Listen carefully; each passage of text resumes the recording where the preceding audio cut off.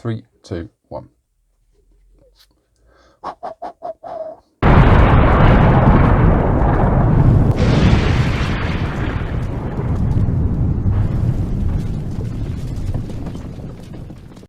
everyone, my name's John, 1/3 of the Gassy Goblins, and this is the first video in hopefully what will be a new series called the DM Diaries, where I basically put all my ideas out there for a new campaign that I'm running for my regular D&D group, and yeah, basically just put things out there and hopefully get to engage and talk through and in truth get some ideas off you guys. So let me first of all use this as an opportunity to introduce myself. My name's John. I'm 1/3 of the Gassy Goblins, who are made up of myself, John, Steve and Angus. We are a group of friends that, in truth, like all things geeky.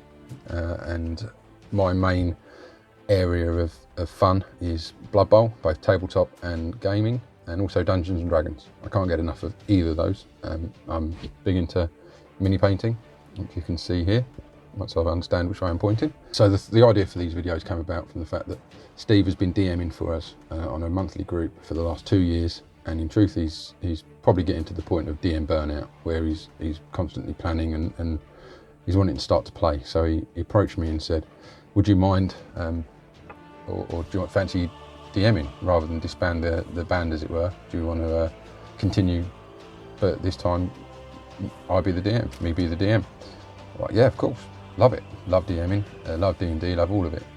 So I thought, well, if I'm going to start DMing and it's brand new, and we've got the Gassy Goblins and we're having fun with that, why not create a video diary on it? So yeah, this is hopefully it. But as I say, Steve came and said that we were approaching a point in the current campaign which could essentially be a save point, and to give him a break, would I mind DMing a few sessions or a campaign?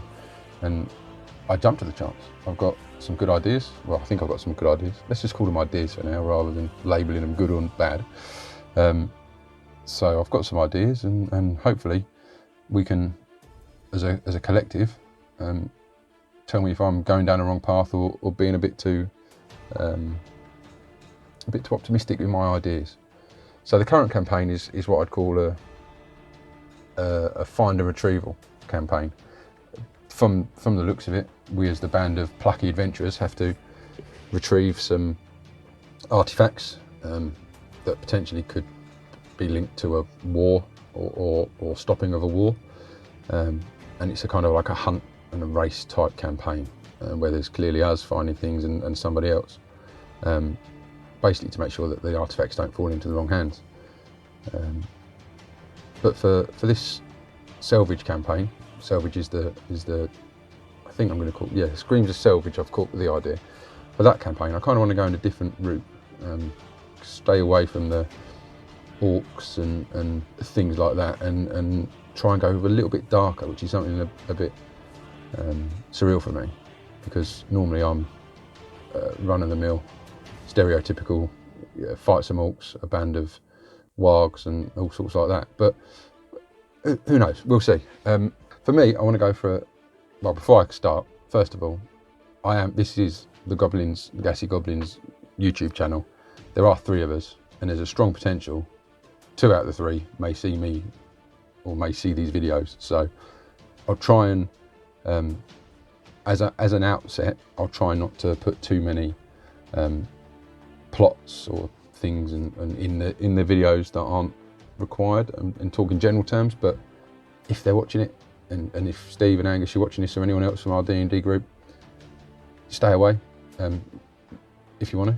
If you don't want to and you want to watch it, that's great, but hopefully it won't spoil the campaign. So who knows? Yeah, the campaign, I want to go for a darker undead feel. I've got an idea of who I want the big boss to be, and I've got an idea of the path that I want to get there. It's just putting it all together. So I've got a rough feel for what I want the campaign to be: a bit darker, a bit undead, a bit more supernatural. I've got an idea of what the town looks like. So the initial town is going to be called Selvage, and this is where the guys, the band, the adventurers, are going to start off. And I don't know, and I'm not quite sure if this is where the big boss is going to be or whether this is just the starter town. But I've certainly got the opening for it. I think I've got the feel that I want to go for, being a bit more undead, a bit more heavily based on supernatural and rituals. I think I've got the initial town planned out. I've got an idea of who I want the big bad to be, and what that end game looks like. I haven't quite thought how long it's going to take the guys to get there, but I've got an idea. I've certainly got the first encounters planned out for the first session to set the tone of the campaign. But these are all things that I think I'm going to develop over time. And in truth, all this vomit of ideas that is coming out now will outline all of that. So now it's down to the adventuring party. We've got an adventuring party of 5. For the first campaign, everything was set to the PHB, purely because that's what we had to hand, and it was fine. And we were new, so 2 and a bit years ago, everything was stuck to the PHB and everything that was contained within that. Now, 2.5 years down the line, nothing's off the table. They can be any race, any class, any background that they want. They're going to be starting at level 3 because it gets, I think in my opinion, it gets them out of the squishy stage and it gets them to the point where they can start building on. Everyone's going to level up from a milestone perspective, and I've got those clear milestones set in my head. I think, you know, there's a rhythm I think that I'm finding. I say I think, I've got an idea, not quite ready to put it in another video. That might be the next one, or that might be the second or third video about the leveling up and whatnot. But for now, it's really about location creation, story creation, PC creation, and encounter creation. So I think the guys are pushing themselves as to what they want to be, and really thinking about it, and thinking about what they would like to play and what they want to commit to. I'm quite relaxed about it all. I don't mind. The main thing is that they have fun. They're playing something that hooks them and that they want to continue with, and they're not going to go, oh, a bit bored now. Don't really want to be a gnome, which I'm a gnome and I love being small characters, small races. I think it's fun, but I don't want to sit there in session 3 and go, wish I hadn't chosen this. So that's why the freedom is really there for them. So as well as giving the players the freedom to choose any race, any class, any background, and completely mould the character that they're playing for them, the guys will also get a wondrous uncommon item, a couple of health potions to start with, and also the ability to craft, what's the best way, craft an item or develop an item that represents them getting to where they are today. So for example, one of the characters at one point was thinking about having a pet, and rather than just having a monkey, a small monkey, follow them around and just be there, to try and show the bond between the monkey and the character, rather than just going, the monkey goes off and tries to steal something using the monkey stats. I said, well, why don't you have trained the monkey, and there's a special word or special command that you give the monkey, and the monkey will then go off and steal something. But rather than using the monkey's modifier and dexterity mod and whatnot for sleight of hand, the monkey will actually use your modifier, so your dexterity modifier, plus any proficiency bonuses or what else, or expertise if they were a rogue, for sleight of hand, just to make it a little bit more meaningful for them to have these things. There's one of the guys, I don't really want to go into it just yet, it's a bit too early in the video series as it's only one and it's me burbling and rambling, but one of the guys has got a really good idea, in my opinion, for their weapon and the choices for their character. So I'll hopefully expand on that when the group have explained who their characters are and explain these things, then I'll make a video on it. It's not fair for me to take their ideas and put it out there just yet. They're not my ideas to give out on videos just yet. I'll ask the guys and see what they think when they're ready to make sure, or when they're ready to put out their ideas to the group. I'll see if they're happy for me to put some videos out there. So I think we're going to be using the 15, 13, 12, 10, 8 mod system, or point buy system, purely so that the guys can mould their characters from the get-go, rather than waiting for session 0 or whatnot to roll. I wanted to kind of give the guys the power and the control of their character creation, rather than there being an element of risk in going, oh, okay, well, I've got this really cool character, I've got a really cool idea, I'm going to roll some stats on the night and we'll fill it in that way. I think whereas the 15, 13, 12, 10, 8 allows them to think of that beforehand, and yet they may have a dump stat and whatnot.